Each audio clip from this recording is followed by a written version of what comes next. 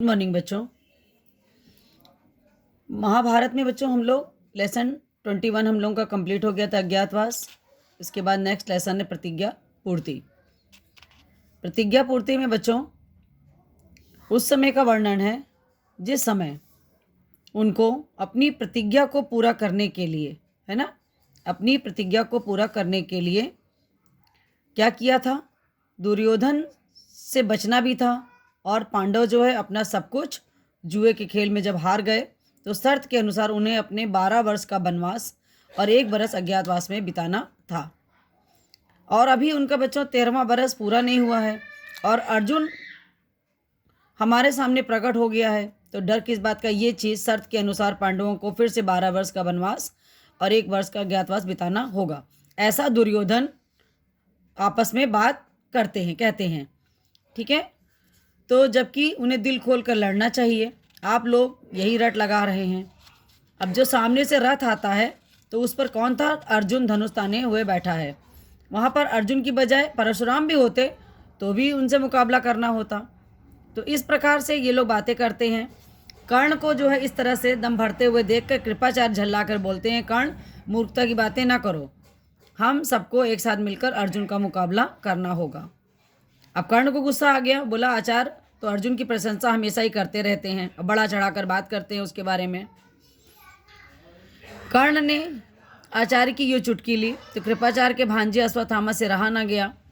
वह बोला, कर्ण क्या तुमने कुछ नहीं है और कोरी डींगे मारने में समय अपना गंवा रहे हो। इस प्रकार से बच्चों कौरव सेना के वीर जो आपस में ही वाद विवाद झगड़ा करने लगे, यह देखकर भीष्म बड़े खिन्न हुए, दुखी हुए मतलब। और आपस में बैर विरोध का झगड़े का समय नहीं है, सबको एक साथ मिलकर शत्रु का मुकाबला करना है। अब पितामह के इस प्रकार समझाने पर कर्ण, अश्वत्थामा आदि वीर जो उत्तेजित हो रहे थे शांत हो गए। सबको शांत देखकर भीष्म जो थे बच्चों वो दुर्योधन से बोले, बेटा अर्जुन अगर प्रकट हो गए हैं तो वह ठीक है, पर प्रतिज्ञा का समय कल ही पूरा उनका हो चुका है। सूर्य चंद्र और सूर्य की जो गति होती है बेटो, वर्ष महीने और पक्ष विभाग के पारस्परिक संबंध को अच्छी तरह जानने वाले मेरे कथन की पुष्टि करेंगे कि मैं ये बात हवा में नहीं कह रहा हूँ, मैं पूरा उससे बता रहा हूँ कि जो गणना होती है उस गणना के अनुसार मैं बता रहा हूँ कि इसलिए तुम्हें भ्रम हुआ है कि अर्जुन ने गांडीव धनुष की टंकार की थी, वो समझ गया था कि प्रतिज्ञा की अवधि पूरी हो गई है। और उसके पश्चात बच्चों इनमें युद्ध होता है और उस युद्ध में बच्चों कौरवों ने वीरों ने व्यूहरचना की और उत्तर जो था, जो कि राजा विराट का पुत्र था बच्चों, वो रथ उसी ओर हाँक दिया। ये था दुर्योधन था। अर्जुन ने बच्चों गांडीव पर चढ़ाकर 2 बाण आचार्य द्रोण और पितामह भीष्म की तरफ इस तरह छोड़े जो उनके चरणों में जाकर गिरे, अर्थात वो उनसे आशीर्वाद लेने के लिए उन्होंने ऐसा किया। इसके पश्चात बच्चों अश्वत्थामा को और इन सभी को यहाँ पर धीरे धीरे करके खूब युद्ध हुआ।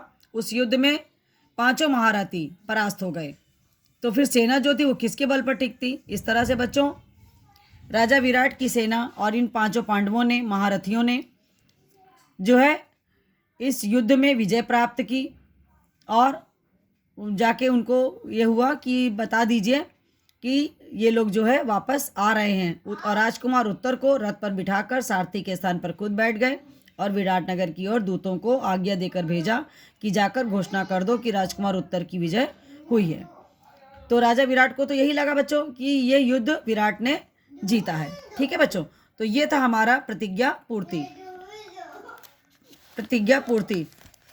अब हम लोग इसके प्रश्न उत्तर देखते हैं। कृपाचार्य के भांजे का क्या नाम था? अश्वत्थामा नाम था। दुर्योधन से युद्ध आरंभ करने से पहले अर्जुन ने अपनी गांडीव से 2 बाण किसके चरणों में छोड़े और क्यों? आचार्य द्रोण और भीष्म पितामह के चरणों में आशीर्वाद लेने के लिए छोड़े। अज्ञातवास के वक्त दुर्योधन के साथ युद्ध के समय अर्जुन ने अपना सारथी किसे बनाया? राजकुमार उत्तर को अपना सारथी बनाया। नेक्स्ट क्वेश्चन है बच्चों, कर्ण को डींगे मारते देखकर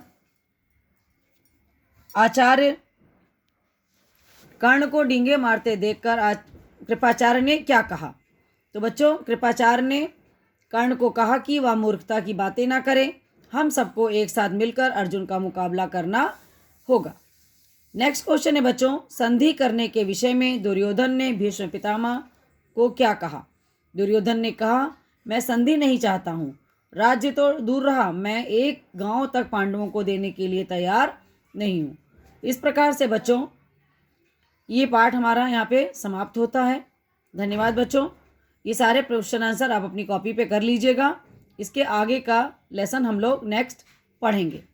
ठीक है बच्चों, और इस लेसन को आप अच्छी तरह से पढ़िए, जिससे कि आप लोग इसे बिना रटे ही तैयार कर सकते हैं। धन्यवाद बच्चों।